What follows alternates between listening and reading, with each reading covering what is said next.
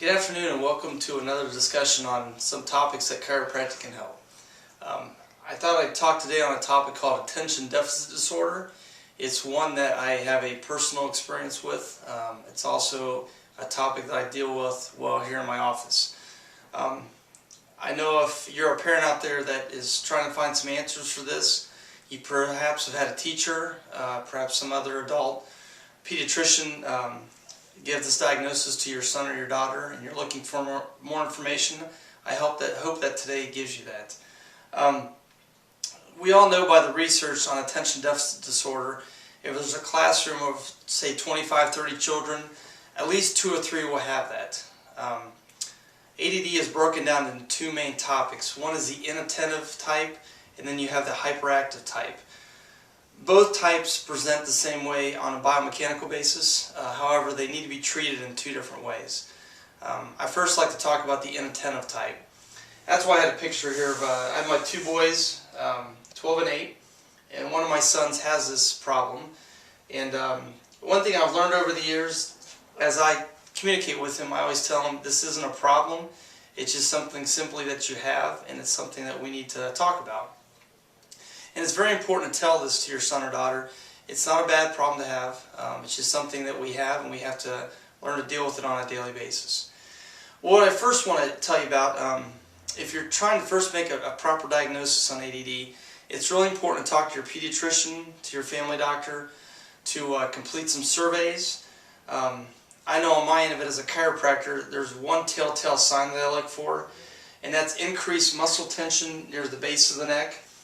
And I also take 2 x-rays on the patient.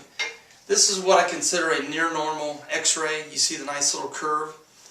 These kids that have ADD, typically what happens is they have a straightening of the curve, and there's a tremendous amount of tension at the base of the skull and where these 2 vertebrae move.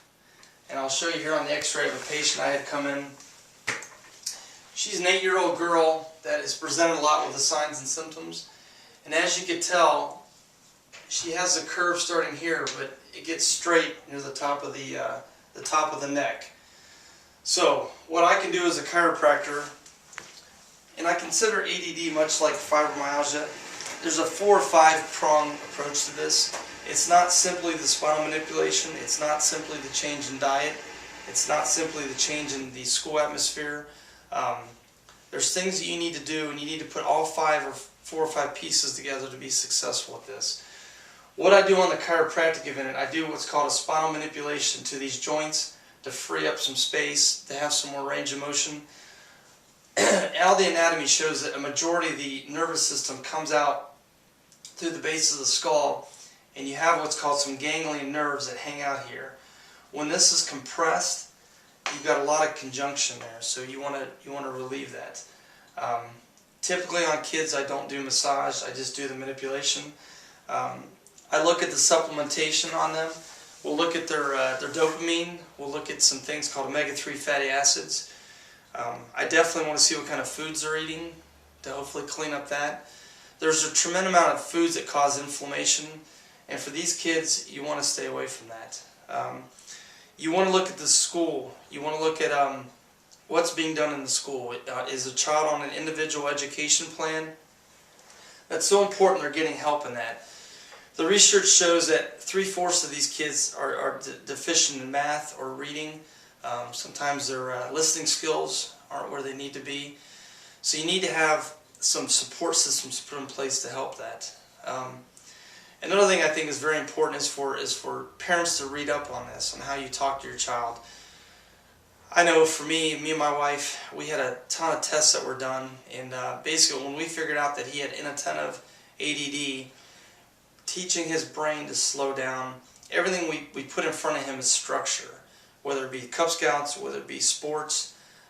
He needs constant motion to keep the kid on track. So that's important. On the hyperactivity part, there are certainly some supplements you can look at I think are very important. But the main key here is to find the right diagnosis. So I hope this has been informative of you. If you have any further questions, please go to my website or go to my personal email. I'll certainly answer your questions. And I look forward to helping you on your journey. Thank you.